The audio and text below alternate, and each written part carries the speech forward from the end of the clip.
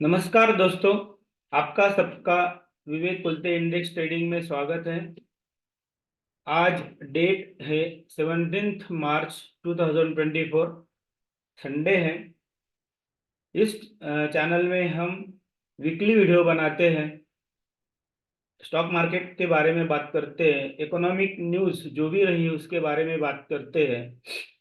और जो next week का जो भी एक वीकली व्यू रहेगा, मीन्स बीरिश रहे या बुलिश रहे या साइडवेज रहे, सपोर्ट रेजिस्टेंस जो भी बातें रहेगी उसके बारे में डिस्कस करते हैं। तो दोस्तों, लास्ट टाइम हमने 9 मार्च को वीडियो बनाया था, तभी सब्जेक्ट लाइन दी थी इलेक्टोरल बॉन्ड्स और इलेक्शन लीगल फ्रॉड। अभी आपने सबने देखा इलेक्टोरल बॉन्ड के बारे में जो भी डिस्कशन हुए, एसबीआई ने क्या रिस्पांस दिया है, सुप्रीम कोर्ट उसको पूछ रहा है, लेकिन वो क्या रिस्पांस दे रहे हैं आपने देखा। The efficiency of the SBI employ, SBI chairman और एसबीआई ग्रुप, ये सबने देखी। इंफॉर्मेशन कैसी दी जाती है इसका एग्जाम्पल है, अगर देना नहीं है या पता ही नहीं है। तो लास्ट टाइम हमने वीडियो में बात की थी कि अगर आपको लगता है तो एसबीआई की कौन सी भी ब्रांच में जाइए और हाउ दे बिहेव्स आपको पता चलेगा। नई बात नहीं है, सालों से चल रहा है। इसके बारे में हमने 9 मार्च को भी डिस्कस किया था, 2 मार्च को भी डिस्कस किया था, और उसका रिजल्ट आपने सबने देखा। और इलेक्टोरल बॉन्ड के जो भी रिजल्ट है आ चुके हैं, बहुत सी चीजें अभी तक बाहर आना बाकी है। आएगी धीरे धीरे, आएगी धीरे धीरे, वैसे ही उसका इम्पैक्ट हमारे स्टॉक मार्केट में पता चलेगा। तो अभी हम 17 मार्च मीन्स मार्च की एक्सपायरी के उसके पहले के वीक में आ चुके हैं। Means last second expiry of the March expiry, means 15 दिन हो गए और 15 दिन बचे हैं। और उसी हिसाब से 15 दिन में क्या हो सकता है, इंडेक्स में के बारे में क्या हो सकता है, निफ्टी बैंक निफ्टी इंडेक्स के बारे में, मिड कैप में डाउ जोन्स के बारे में, उसके बारे में क्या हो सकता है, उसके ऊपर अब चार्ट पे डिस्कस करेंगे। तब तक पहले हम बात करेंगे इकोनॉमिक न्यूज। इकोनॉमिक न्यूज पहले ग्लोबली, बाद में डोमेस्टिक। ग्लोबली बात करेंगे तो ग्लोबली कुछ भी नया नहीं है, जो है वो चल रहा है। सभी देशों में इलेक्शन का माहौल धीरे धीरे बढ़ रहा है। हम इंडिया में, भारत में इलेक्शन के अंदर आ चुके हैं, क्योंकि कल इलेक्शन के डेट अनाउंस हो गए। उसके बारे में भी डिस्कस करेंगे, पहले ग्लोबल बारे में डिस्कस करते हैं। तो ग्लोबली जो हम मिडल ईस्ट के बारे में डिस्कस करते हैं, उसका थ्रेट वो धीरे धीरे स्ट्रांग बनते जा रहा है। सडनली कुछ ना कुछ हो सकता है, सडनली कुछ ना कुछ हो सकता है। इंडिकेशन है क्रूड ऑयल थोड़ा थोड़ा ऊपर जा रहा है। उसके बारे में जो टेलीग्राम ऐप है, ओपन करता हूं मैं तब तक। वहां पे क्रूड ऑयल की लेवल भी दे चुका, हमने एक बार पोस्ट की थी, उसके लेवल्स, उसका एनालिसिस था। हम जब भी खुलता है तभी बात करेंगे। तो ये चीजें बढ़ रही है धीरे धीरे। जो भी वो क्या बोलते हैं, टेम्परेचर बढ़ता है, कोई कोई कौन सी भी घटनाएं होने को है या होना चाहती है, उसके पहले कुछ ना कुछ माहौल बनता है। वैसे माहौल धीरे धीरे पूरे वर्ल्ड में हो रहा है। यूएस में या यूरोप में सबके रिजल्ट्स आ चुके हैं, अभी कहाँ भी कंपनी के रिजल्ट्स नहीं है। जो भी न्यूज़ रहेगी उसके ऊपर मार्केट ऊपर नीचे हो सकता है। तो देखो, ये है टेलीग्राम ऐप, यूए खोलते एनालिसिस, यहाँ पे हम पोस्ट करते हैं जो भी इंट्राडे लाइव मार्केट रहेगा तभी, ऑफलाइन ऑफ मार्केट रहेगा तभी भी, सैटरडे संडे जो भी रहेगा उसके बारे में जो भी इम्पोर्टेंट न्यूज़ है और उसका जो भी कुछ भी एनालिसिस है उसके बारे में पोस्ट होता है। और दूसरा एक ग्रुप है, तो आप क्रूड ऑयल का सर्च में जाके क्रूड ऑयल का लेवल देखिए, 6800 और 7500 क्रूड ऑयल का हो सकता है। अभी नियरली 680 या 6750 6800 के आसपास MCX क्रूड ऑयल की प्राइजेस है। चार्ट आपको मेरे ख्याल से आप अच्छी तरह से स्टडी करने वाले हैं तो आप देख सकते हैं। दूसरा ये चैनल है विवेक कोलते एनालिसिस, और दूसरा है विवेक कोलते चैट। इसमें हम किसी का क्वेरी रहेगी, जो भी क्वेरी पूछता है उस पोस्ट करते हैं उसके बारे में जब भी टाइम मिलता है तभी आंसर हम देते हैं। तो ये दोनों है, अगर आपको अच्छा लगता है तो ज्वाइन कीजिए, नहीं लगता है तो ज्वाइन मत कीजिए। और इम्पोर्टेंट बात हर बार बोलता हूँ, मेरा आप वीडियो सुन रहे हैं तो मेरा एनालिसिस, आपका एनालिसिस, और किसी को आप सुनते होंगे फॉलो करते होंगे उनका एनालिसिस लेके एक एवरेज डायरेक्शन आप निकाल सकते हैं, और उसके हिसाब से आप ट्रेड कर सकते हैं। वो ट्रेड पॉजिटिव भी हो सकता है, निगेटिव भी हो सकता है, और साइडवेज भी हो सकता है, मीन्स बुलिश बेरिश साइडवेज जो भी रहेगा। वो इंडेक्स के बारे में भी हो सकता है, स्टॉक्स के बारे में भी हो सकता है। तो वापस ग्लोबल में जाते हैं, तो ग्लोबली जो भी है वो हो रहा है धीरे धीरे। टेम्परेचर बढ़ रहा है, टेम्परेचर मीन्स माहौल बढ़ रहा है, उसका इम्पैक्ट कभी ना कभी हमको दिखाई देगा। वो सडन आएगा, सडन आएगा तो मार्केट फ्री फॉल जैसे गिर सकता है। इंडिकेशन है डेटा में, कुछ डेटा बीच बीच में कुछ डेटा ऐसे बनते हैं कि ऐसा लगता है कि इंडेक्स फ्री फॉल या मार्केट फ्री फॉल जैसा गिर सकता है। तो कब होगा ये किसी को पता नहीं। हम अभी डोमेस्टिक पे आते हैं। डोमेस्टिक में तो हम पूरी तरह से इलेक्शन मोड में इंटर कर चुके क्योंकि आचार संहिता कल लागू हो गई है सैटरडे से। इलेक्शन डेट भी आ चुके हैं, रिजल्ट आने वाला है 4 जून को, और स्टार्ट होगा 19 अप्रैल को मतदान, वोटिंग। वोटिंग सबने करनी चाहिए कि कौन सी भी आपकी पार्टी रहेगी उसको वोट करना चाहिए। अगर आपको कोई भी उम्मीदवार अच्छा नहीं लगता है तो best way the push the button NOTA, आपको जैसा लगता है वैसा। लेकिन उनके जो उन्होंने बताया था 97 करोड़ ऐसा तो भी मतदार, ऐसा कुछ नहीं लिखा था, मेरे ख्याल से वो सही है गलत है पता नहीं। लेकिन मैक्सिमम 80 टू 90% वोटर ने वोटिंग करना चाहिए। मिनिमम 90 के ऊपर तो होना ही चाहिए, तभी एक्चुअल जो सरकार चुनी जाती है वो चुनी जाएगी। नहीं तो तब तक मैनेजमेंट, आपको पता है जैसे हमारे मार्केट में इंडेक्स मैनेजमेंट होता है तो वहां तो भी होता होगा, हर जगह पे होता है। Index management is another word means एक सिस्टम है, तो हर जगह पे होती है। तो ज्यादा से ज्यादा वोटिंग कीजिए, आपको जिधर लगता है उधर, नहीं तो नोटा तो कम से कम दबाने के लिए तो जाइए। ये मेरा कहना है, हर बार करता हूँ।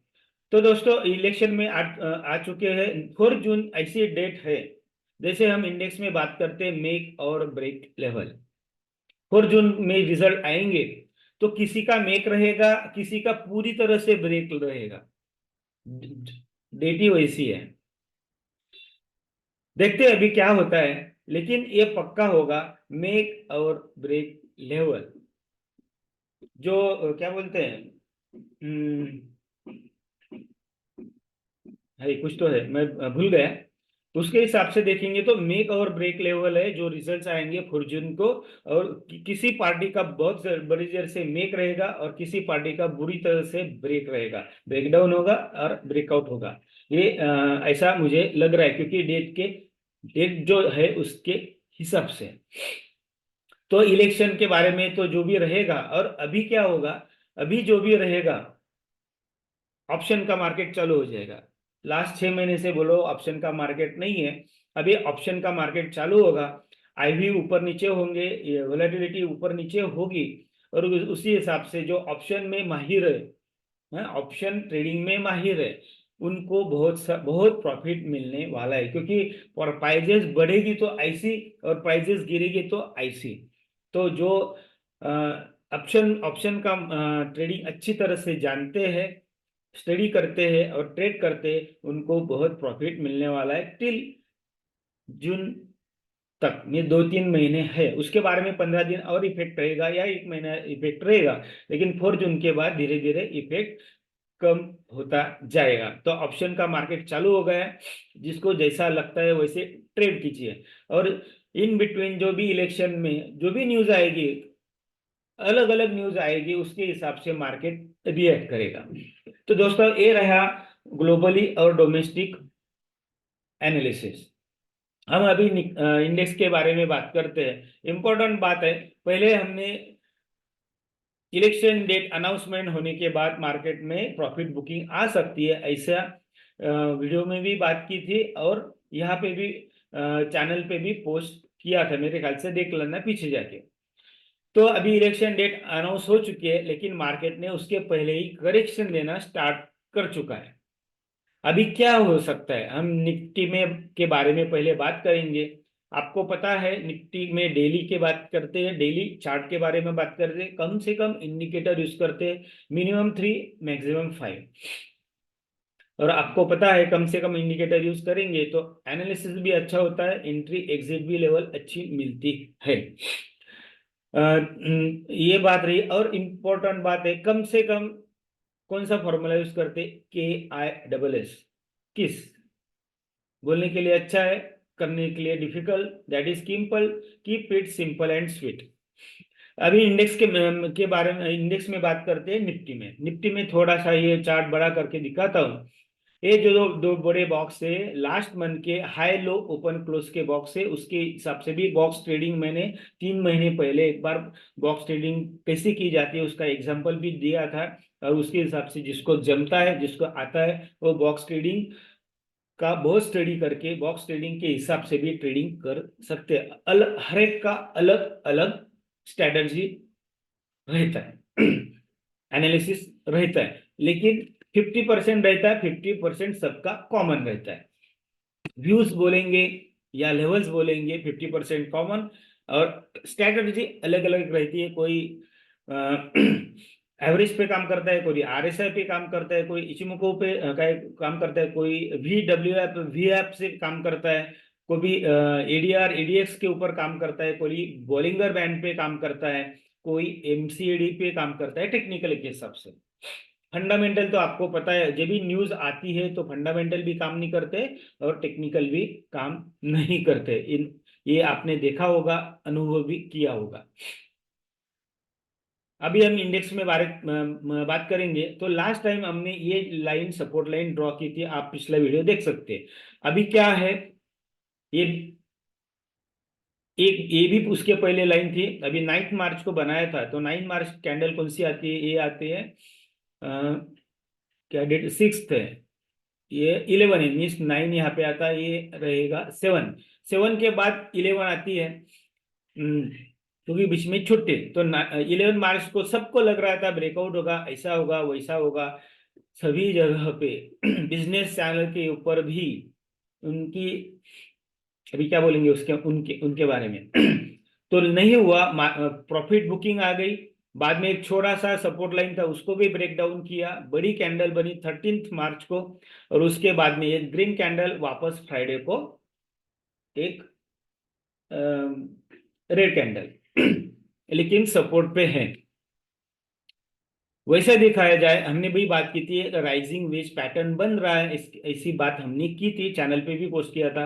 राइजिंग वेज कैसे रहता है, देखो ये बड़ा ग्रीन लाइन है और एक छोटा सा ब्लू लाइन है, राइजिंग वेज बनता है। राइजिंग वेज कभी भी बेरिश पैटर्न होता है, 1 2 3 4 5 6 और एक ब्रेकडाउन होने की चांसेस है, या मैक्सिमम एक अप हो सकता है, वापस 22,600 की तरफ जाएगा, और उसके बाद में एक बड़ा ब्रेकडाउन आएगा। ब्रेकडाउन आया मीन्स मंडे को अगर ये सपोर्ट होल्ड नहीं कर पाता है तो वापस मार्केट नीचे नीचे मीन्स इंडेक्स जाएगा, नहीं तो एक ऊपर जाके वापस नीचे आने की कोशिश करेगा। RSI भी इंडिकेट करता है, RSI का भी इंपॉर्टेंस रहता है। देखो RSI में क्या दिख रहा है, RSI नीचे नीचे जा रहा है, नीचे देखिए 50 के आसपास या 50 के नीचे है। क्या होता है डाइवर्जन, आपको डाइवर्जन पता है, पॉजिटिव निगेटिव। RSI नीचे जा रहा है, प्राइसेस ऊपर जाएंगे, ऊपर आप ओवरऑल देखेंगे तो क्या होता है, ये this is negative diversion. Negative diversion जब होता है, RSI धीरे धीरे नीचे जाता है, प्राइसेस ऊपर जाती है और एक सडन बड़ा ब्रेकडाउन आता है, या नेक्स्ट वीक में आएगा या मंथली एक्सपायरी में आएगा, ऊपर नीचे होके, हम उसके बारे में देखेंगे क्या होता है। तो अभी सपोर्ट क्या है, सपोर्ट सीधा है, दो दो बार तीन बार लिया 22,000, हम फ्यूचर की बात करते हैं कभी भी, स्पॉट की नहीं। तो 22,000 अगर होल्ड नहीं करेगा मंडे को, तो फिर ये आएगा 28,000, 21,800, और वहां आने के बाद वापस जो नीचे बॉक्स बनाया है वो क्या है, लास्ट मंथ का लो और लास्ट मंथ का क्लोज जो भी रहेगा या ओपन रहेगा, लेकिन ये रेंज नीचे की थी, ये हाई और ओपन क्लोज रहेगा, और बीच में की बॉडी थी, मीन्स बॉडी कितनी छोटी ही थी लास्ट मंथ की, मीन्स फरवरी की, लेकिन हाई लो और ओपन क्लोज में कितना डिफरेंस था आप देख रहे हैं, मीन्स बॉडी छोटी थी और ऊपर नीचे के बहुत बड़े बड़े हैं। तो यहाँ पे आने का 21,800 आने के बाद वापस इसी में मार्केट इंडेक्स में साइडवेज होने की कोशिश करेगा, मीन्स अगर ये अप ट्रेंड देखेंगे आप, अप ट्रेंड में यहाँ पे आएगा ABCD में, यहाँ पे सपोर्ट लेना चाहिए, ये बड़े अप ट्रेंड का डाउन लाइन पे, मीन्स ये आता है 21,600, अगर ये ब्रेकडाउन होता है तो फिर एक नीचे का बड़ा अप ट्रेंड है, इस लाइन को जो सेंटर लाइन है, सेंटर लाइन को टच करने की कोशिश करेगा, वो आता है नियरली 21,300 400 के पास, ये नेक्स्ट मंथली एक्सपायरी तक हो सकता है या नेक्स्ट मंथ में भी हो सकता है, मीन्स एक एक बड़ा अप ट्रेंड ये जो आप देख रहे हैं, और इसमें से छोटा अप ट्रेंड, छोटे अप ट्रेंड में राइजिंग वेज पैटर्न बन चुका है, वो नीचे आने का कोशिश कर रहे हैं, मीन्स मार्केट ऊपर, इंडेक्स ऊपर जाने के बाद वापस बड़े ट्रेंड जो बड़ा था नीचे वाला उसमें एंटर किया है, तो वो सेंटर लाइन जो रहती है, आपको पता है हम parallel line, triangle patterns, candlestick pattern, उसके ऊपर ही ज्यादा फोकस हमारा रहता है, तो जो सेंटर लाइन है, रेड लाइन, वहां पे आने की इंडेक्स कोशिश करेगा। न्यूज क्या आती है, पोजीशन क्या होती है, उसके हिसाब से हमको नेक्स्ट वीक में और मैक्सिमम ट्यूसडे और देन मंथली एक्सपायरी तक पूरा पता चलेगा। लेकिन इंपॉर्टेंट बात है, हर पॉजिटिव न्यूज मार्केट ऊपर जाने का कोशिश करेगा, मीन्स इंडेक्स ऊपर जाने की कोशिश करेगा, लेकिन वो पॉजिटिव न्यूज सोल्ड आउट हो जाएगी, उसके बारे में पोस्ट मेरे ख्याल से यहाँ पे किया था, जस्ट दिखाता हूँ,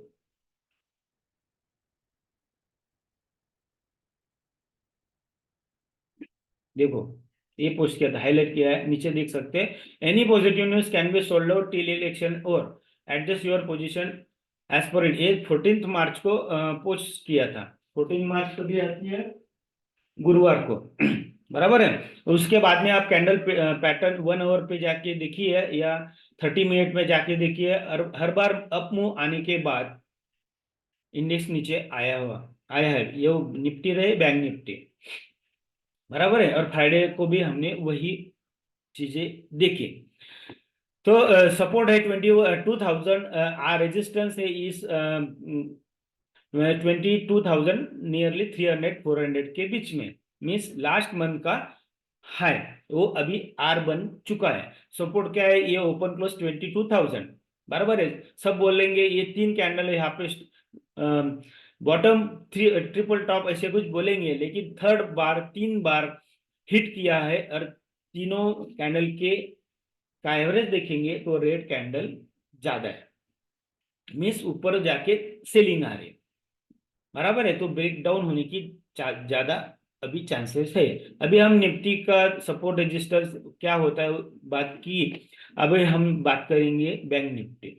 देखो बैंक निफ्टी में भी हमने ऐसा चार्ट बनाया था, आप देख सकते हैं, ये अप ट्रेंड लाइन था, अप ट्रेंड में ऊपर जाके अभी हमने ये भी बनाया था, देखो ये क्या होती है, 7 थे, 7 के बाद 11, देखो यहाँ पे हमने उसके पहले के 2 मार्च को वीडियो बनाया था, तभी बात की थी यहाँ तक जा सकता है, वहां पे गया, ये एक एक्सपांडिंग चैनल था बहुत पुराना, मिस को आप पता था वो दिसंबर जनवरी का, उस लाइन को रेजिस्टेंस लेके वापस बैंक निफ्टी ये छोटे अपट्रेंड के बॉटम लाइन तक आ चुका है, अगर निफ्टी गिरता है तो बैंक निफ्टी भी नीचे गिरने की कोशिश कर रहा है, क्योंकि अभी एसबीआई के ऊपर क्या चल रहा है आपको पता है, धीरे धीरे बाकी के बैंक के भी कुछ चीजें ओपन होंगी, गोल्ड लोन के बारे में तो पहले ही सेबी ने डायरेक्शन दिया है, उसके आरबीआई ने डायरेक्शन दिया है तो वो भी कुछ ना कुछ चीजें ओपन हो सकती है, तो धक्का लगेगा धीरे से बैंकिंग सिस्टम को। जिन्होंने गलत किया है उनको ये, जिन्होंने नहीं किया है उनको कुछ नहीं होगा, जो ओवर वैल्यूड है उनको तो ज्यादा धक्का लगेगा। देखते हैं क्या होता है। अभी बैंक निफ्टी के बारे में बात करेंगे तो बैंक निफ्टी देखिए लास्ट मंथ का ओपन क्लोज और लो है, बीच में का कितना छोटा कैंडल में दोजी कैंडल था मार्च में, सॉरी फरवरी में। अभी हम कहाँ पे है? एक हाई लो के बीच में, हाई और ओपन या क्लोज के बीच में है। अब बैंक निफ्टी अगर यहाँ पे सपोर्ट नहीं लेता है तो वापस नीचे का बॉक्स है वहां पे आने की कोशिश करेगा। और एक बार ऊपर जाने के बाद अगर बैंक निफ्टी को नीचे जाना है तो ये ब्रेकडाउन होने के बाद रिटेस्ट करेगा इस ट्रेंड लाइन को बॉटम से नीचे, वहां से वापस अगर घूमता है तो बैंक निफ्टी में बड़ा कट डाउन आएगा। और कट डाउन कहाँ तक, देखो ये ब्लू लाइन आपको दिख रही है, एक बहुत पीछे से आई हुई सपोर्ट लाइन है, इसको एक्सटेंड करता हूँ। ये जो मैं बना रहा हूँ ये भी आप आपके ट्रेडिंग टर्मिनल जो भी रहेगा वहां पे ड्रॉ कर सकते हैं, और मेरे से भी और अच्छा ड्राइंग या टेक्निकल बना सकते हैं। अगर आपको कोई क्वेरी रहेगा तो आप पोस्ट कीजिए ग्रुप पे, और उसके बाद हम उसके ऊपर डिस्कस करेंगे। तो बैंक निफ्टी का सपोर्ट वैसे देखेंगे, सपोर्ट तो यही है 46,000 पकड़िए। अगर ये फ्यूचर की बात है, वापस फ्यूचर अगर 46,000 ब्रेकडाउन होता है तो इस नीचे आके वो आता है 44,700 की तरफ बैंक निफ्टी। सडन भी आ सकता है, धीरे धीरे भी आ सकता है। तो ये अगर ये सपोर्ट लेता है तो वापस बैंक निफ्टी जाने कोशिश करेगा कहाँ पे, तो ये अप ट्रेंड चैनल है वहां पे, ये नियरली 49,000 की तरफ होता है। लेकिन पहला हाई रेजिस्टेंस होगा इस ब्लू लाइन को आर रेजिस्टेंस, वहां पे कोशिश होगी। अगर वहां पे ब्रेकआउट होता है तो वापस ये रेजिस्टेंस है, और ये एक बहुत पीछे से क्या बोलते हैं हम, फिबोनाची हिसाब से एक टारगेट है 49,200, उसकी तरफ जा सकता है, नहीं तो वापस नीचे आएगा 44,700 की तरफ। आरएसआई देखेंगे तो फिलहाल आरएसआई 50 है, में सब बेच रहे हैं। और कैंडल स्टिक देखिए बैंक निफ्टी में ज्यादा रेड है। अभी हम बात करेंगे मिड कैप निफ्टी। हमने इसके बारे में भी लास्ट की बात की थी और बताया था क्या हो रहा है। एक बड़ा अप ट्रेंड चैनल, उसमें छोटा छोटा पे हमने यहाँ पे रेजिस्टेंस ले रहा है, ये भी बात की थी। रेजिस्टेंस लेके वापस नीचे आए और एक ब्रेकडाउन हुआ है, और बड़े अप ट्रेंड चैनल के सेंटर लाइन में खड़ा है। अगर यहाँ पे अगर वापस सेलिंग आती है तो वापस मिड कैप निफ्टी जाएगा। यहाँ पे सपोर्ट ये देखिए 9,800 की तरफ, यहाँ पे ड्रॉ कर देता हूँ। आप भी आपकी यहाँ पे रुक सकता है। अगर यहाँ पे नहीं रुकेगा तो नीचे है, नीचे देखो यहाँ पे कंसोलिडेशन हुआ है 9,200। अगर वहां पे नहीं रुकता है तो नीचे आएगा 8,500 की तरफ। ये तीनों सपोर्ट लाइंस है। वहां पे क्या पैटर्न बनता है हमको धीरे धीरे पता चलेगा। अब हम डाउ जोन्स के बारे में बात करते हैं। हर बार हम डाउ जोन्स के बारे में बात करते हैं और डिस्कस करते हैं। ग्लोबली एक ही इंडेक्स के बारे में बात करते हैं जहां से ज्यादा एक इंडिकेशन मिलता है ओवरऑल ग्लोबल का। तो अभी भी डाउ जोन्स है अप ट्रेंड के टॉप लाइन के आसपास, वहीं पे ऊपर नीचे एक साइडवेज रेंज में फंसा चुका है। वहां पे क्या निकलता है मंडे को पता चलेगा। लेकिन नीचे देखिए आरएसआई धीरे धीरे नीचे जा रहा है, मीन्स यहाँ पे भी एक पॉजिटिव सॉरी निगेटिव डाइवर्जन बन रहा है। डाइवर्जन कैसे रहता है, आप प्राइस ऊपर जाती है और आरएसआई नीचे जाती है। एमएससीडी को भी लगा सकते हैं आप, आरएसआई और प्राइस के बीच में भी लगा सकते हैं। कोई एमएससीडी और आरएसआई के बीच में भी डाइवर्जन करता है। हर एक का स्ट्रेटजी और एनालिसिस करने का तरीका अलग अलग होता है। तो दोस्तों यहाँ पे भी एक डाइवर्जन दिख रहा है। अभी यहाँ पे क्या होता है, अगर मान लिया 38,000 ब्रेक डाउन होता है तो bank Nifty sorry Dow Jones आएगा बॉटम लाइन, अप ट्रेंड के बॉटम लाइन की तरफ में 37,000 की तरफ धीरे धीरे आ सकता है। तो दोस्तों ये रहा Nifty, bank Nifty, Dow Jones, mid cap के बारे में। Support resistance economic news globally, domestic. तो दोस्तों अभी क्या होगा, इंपॉर्टेंट बात है, प्रॉफिट बुकिंग तो जरूर होगी। सबको अभी भी लगता है कि मार्केट ऊपर जाएगा। क्यों जाएगा, जा सकता है, पर 15 अप्रैल के बाद। क्यों, कब, क्योंकि वही से रिजल्ट्स आना चालू हो जाएंगे, मीन 10-12 अप्रैल के बाद। अगर शुरुआती के रिजल्ट अच्छे नहीं आते हैं तो 15 अप्रैल के बाद वापस बड़ी गिरावट चालू हो जाएगी, क्योंकि अभी इलेक्शन मोड चल रहा है।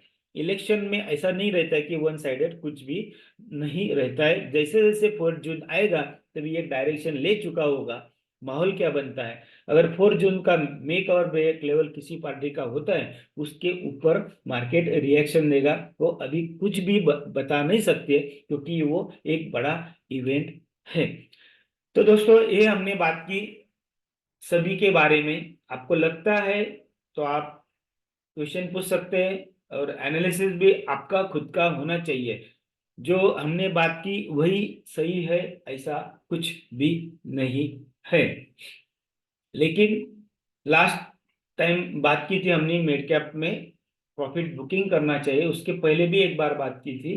तो हमने प्रॉफिट बुकिंग हम देख रहे हैं। लेकिन इंपॉर्टेंट बात एक है कि कोई ना कोई स्टॉक अगर बाकी नीचे आते, ओवर वैल्यू स्टॉक नीचे आएंगे और कुछ स्टॉक्स ऊपर जाएंगे। वही तो ढूंढे, वही तो 15 दिन या 3 वीक से बोल रहा हूँ, वही तो बोल रहा हूँ कि सेल ऑन राइस का स्ट्रैटेजी रखी है। तो आपको वही ढूंढने हैं जो स्टॉक्स अभी 6 महीने आगे जा सकते हैं, उसमें इन्वेस्टमेंट कीजिए। जो ओवर वैल्यूड है उनमें प्रॉफिट बुकिंग, और प्रॉफिट बुकिंग तो इम्पोर्टेंट है, प्रॉफिट बुकिंग करना ही चाहिए। तब तक देखते हैं क्या होता है दोस्तों। तब तक नई कुछ चीजें होगी तो टेलीग्राम पे पोस्ट करूंगा। तब तक, और हाँ, इम्पोर्टेंट, किसी को गुस्सा आया होगा मेरे बोलने से, तो सिंपल बात है, प्राणायाम करने का। ज्यादा ऑक्सीजन जाएगा ब्लड ब्लड में, तो ब्लड ही कहाँ पे जाता है, ब्रेन में जाता है। और ब्रेन आपका और अच्छी तरह से काम करेगा, और आपको बड़ी बड़ी नई नई बात पता चलेगी। तब तक धन्यवाद, थैंक यू।